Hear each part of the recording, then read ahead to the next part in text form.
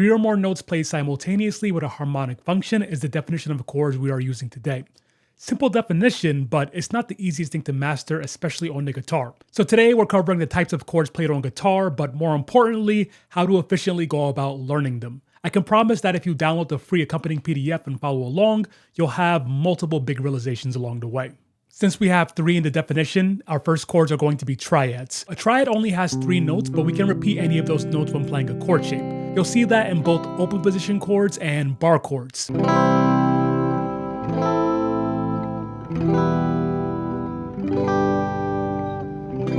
These are usually the 2 types of chords guitarists learn first, but I strongly recommend that you also learn your basic triad shapes on different string sets as soon as possible. As you learn triads 3 strings at a time, you start to see how the guitar is laid out with patterns across the neck, and this will dramatically improve your visualization and fretboard navigation. This is also a fantastic opportunity to learn inversions, which are the same exact chords with notes inverted or rearranged. There are a lot of different triads, but I'd say 4 are primary, and we'll discuss a few others later. You probably already know your major and minor triads. We also have diminished and augmented.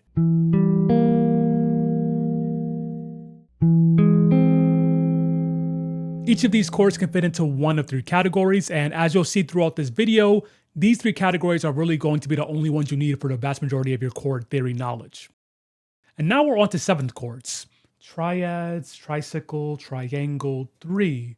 So 7th chords must have 7 notes. Actually, no. 7th chords only have 4 notes, but to explain why, we need to learn about the first music game ever created, and it's called play a note, skip a note, repeat. And the rules of this game teach us a lot about chords. So we take a major scale, play a note, skip, and repeat. When we get to 3 notes, we have a triad, and if we continue the game, our next note is the 7th, hence 7th chords. Google will tell you there are 5 types of 7th chords, but I like to say there are 6: major 7th, dominant 7th, minor 7th, half diminished, fully diminished, and minor major 7. By the way, that's why you should learn guitar from a person and not just Google. My course is linked below. Our 7th chords all fit into the same 3 categories, and some actually fit into multiple categories. The theory involved with this is actually super interesting, so you'll want to stick around for this later in the video. You'll recall that we made 7th chords with our play a note, skip a note game, and you probably also know that there are only 7 notes in the scale. So at this point, it looks like our game is done, but as you can see, there are still a few unaccounted for notes in the scale, and this video isn't nearly done yet. So our next step is to incorporate the other notes from the scale by extending the scale another octave. The first note, C, becomes the 8th note, or our octave. The second note becomes the 9th, and so on. Please don't let this confuse you. These are all the same exact notes as the first 7, they're just played at a higher pitch. Just like how you have a high E string and a low E string, they're the same note but in different octaves. So 2 is the same as 9, 3 is the same as 10, and so on. Since these notes extend beyond the first octave of the scale, they're called extensions. And each of these types of chords has a name that corresponds to the last note added. 9 chords are the simplest and most common extended chords. You could almost always add a natural 9 to a major 7, minor 7, or dominant 7 chord,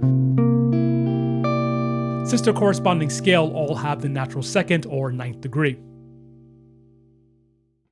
However, since dominant 7 fits into the tension category, we can flatten or sharpen the 2nd, which gives us a total of 3 dominant 9 options.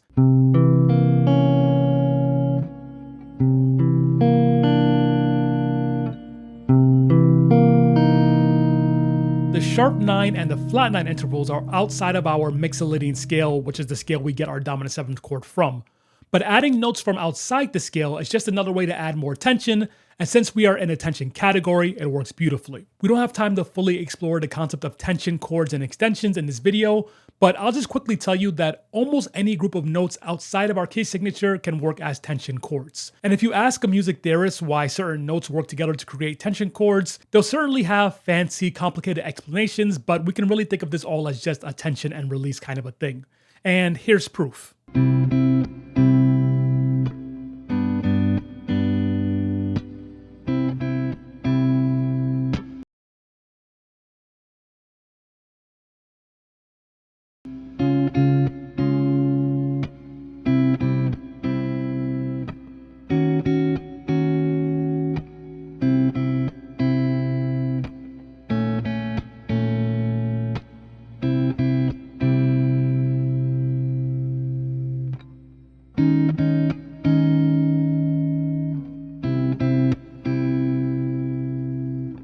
This will be the perfect time for me to introduce you to a concept I call soft rules. They're going to be crucial as we move from ninths to further extensions. And I use the term soft rules whenever I'm explaining most music theory to my students.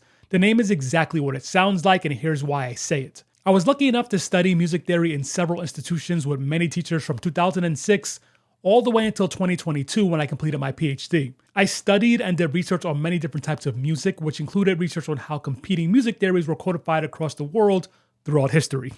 One of the biggest lessons that I learned is that music rules are invented by normal people just like you and me. Sure, some of these rules have pretty solid mathematic ideas behind them, but some don't. And if someone creative enough comes along to break a rule, that new broken thing just gets considered a rule 100 years later when someone writes about it and puts it in the textbook. In fact, good music textbooks are basically just a list of really old rules, along with the famous people who broke the rules and made music better as a result. So whenever I teach music, again, I always say soft rules to, of course, encourage my students to learn these time-tested ideas, but to also not be afraid of breaking the rules if the music calls for it. So we're going to use the extended chord major 7 sharp 11 to illustrate several soft rules. You'll notice that this chord includes our original major 7 chord, our sharp 11 extension, and the 9th extension. That's because, technically speaking, every extended chord includes all the intervals leading up to the final extension that names the chord itself. Soft rule. So a 9 chord includes the triad, the 7th, and the 9th. An 11th chord includes the triad, the 7th, the 9th, and the 11th. And a 13th chord includes the triad, 7th, 9th, 11th, and 13.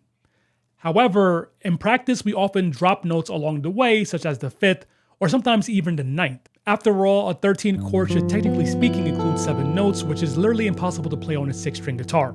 Keep in mind, a lot of these music theory concepts were created with the piano, where we have 10 fingers, or orchestras, where we have dozens of musicians, not the guitar. Okay, so major 7 sharp 11 includes 1, 3, 5, 7, 9 sharp 11. Here's another soft rule: you can omit notes from a chord. That's how we get this very common major 7 sharp 11 voicing on the guitar. Now, when you look at the intervals of this major 7 sharp 11 chord, you might assume that there must also be a major 7 with a natural 11 chord, since the perfect fourth is found in the major scale.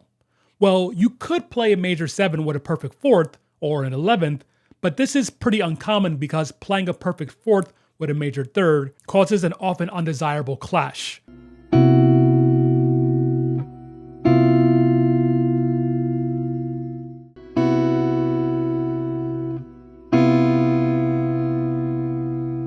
And that's why that play a note, skip a note game is another soft rule, because sometimes you have to sharp or flatten a note. In this case, we are sharping the 11th, although technically speaking, you could play the 11th if you like the way it sounds.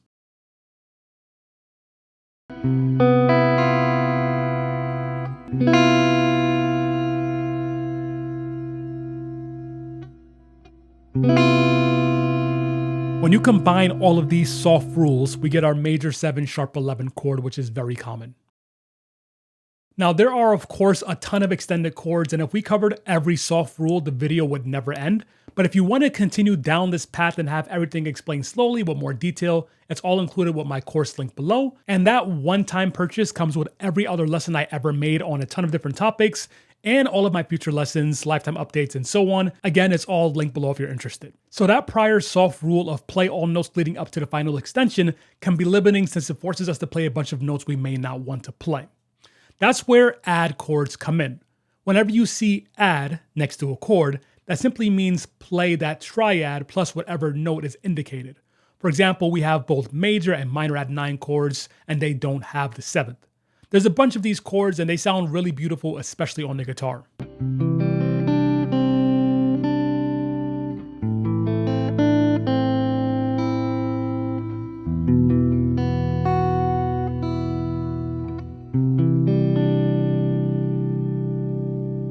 The big exclusion from the add category is the 13. There's no add 13 chord. Instead, we call it a 6 chord.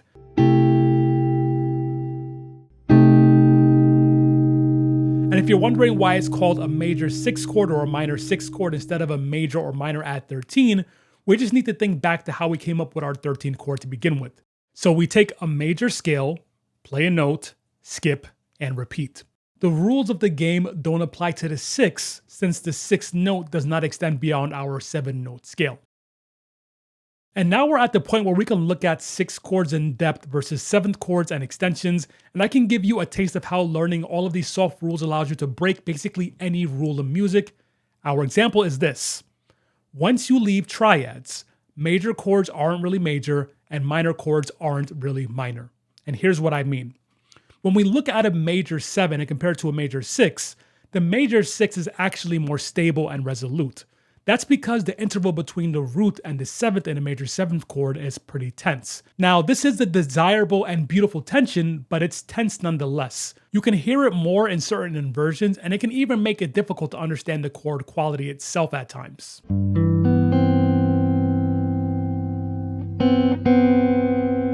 When we turn that into a major 6th chord, the tension completely dissipates and the major sound is completely resolute.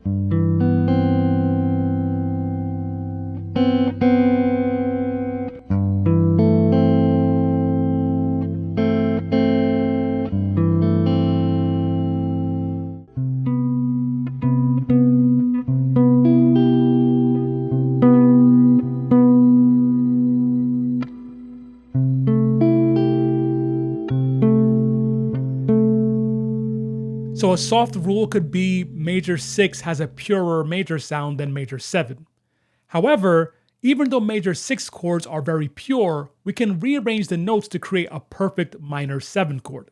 And that's because a major 6 chord is a minor 7 chord in first inversion.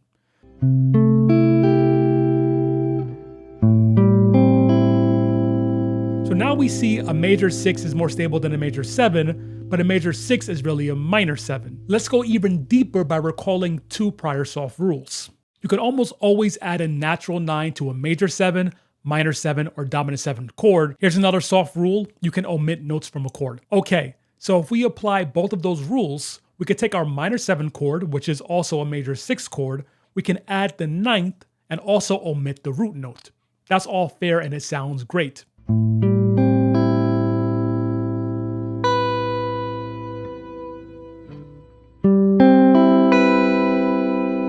But it also technically turns the minor chord into another major 7 chord.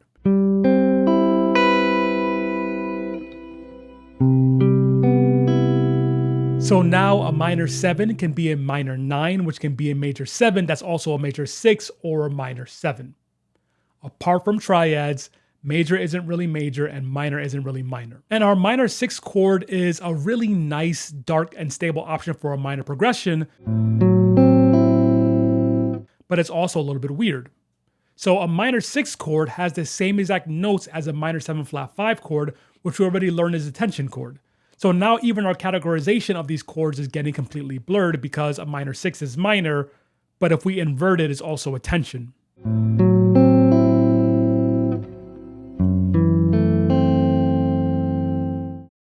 So I may have gotten carried away with that last section because I get really excited about this stuff and then I have to share it with you. But I don't want you to feel like this stuff is actually confusing or difficult or complicated. In fact, let me just tell you and show you why I actually made this video.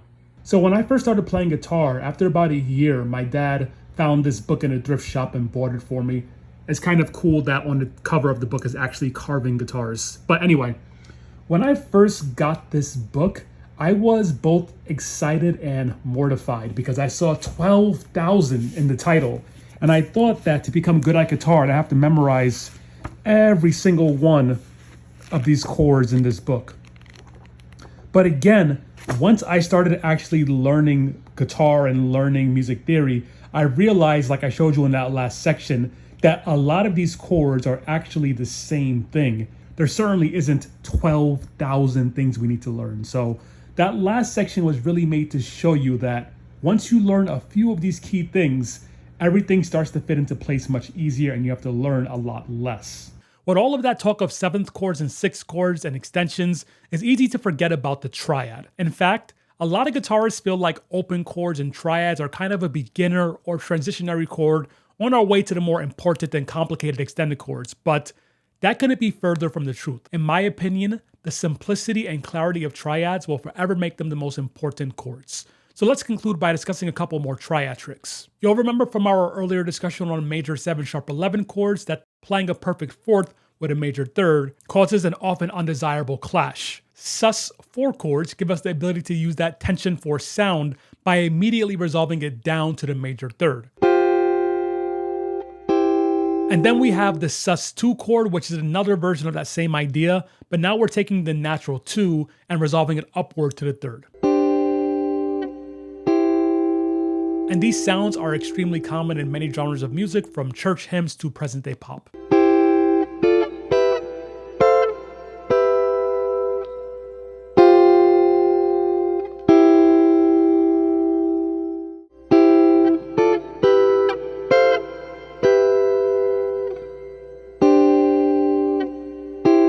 The most obvious use for this chord knowledge is to write beautiful chord progressions, but learning chord theory is a huge shortcut to learning how to improvise and play single note lines, because we can take all of these same rules and same chords and just apply them to single notes. In other words, every beautiful chord and chord progression is also a beautiful melody waiting to happen. If you like this lesson, check out my course link below to really start to develop mastery of this material.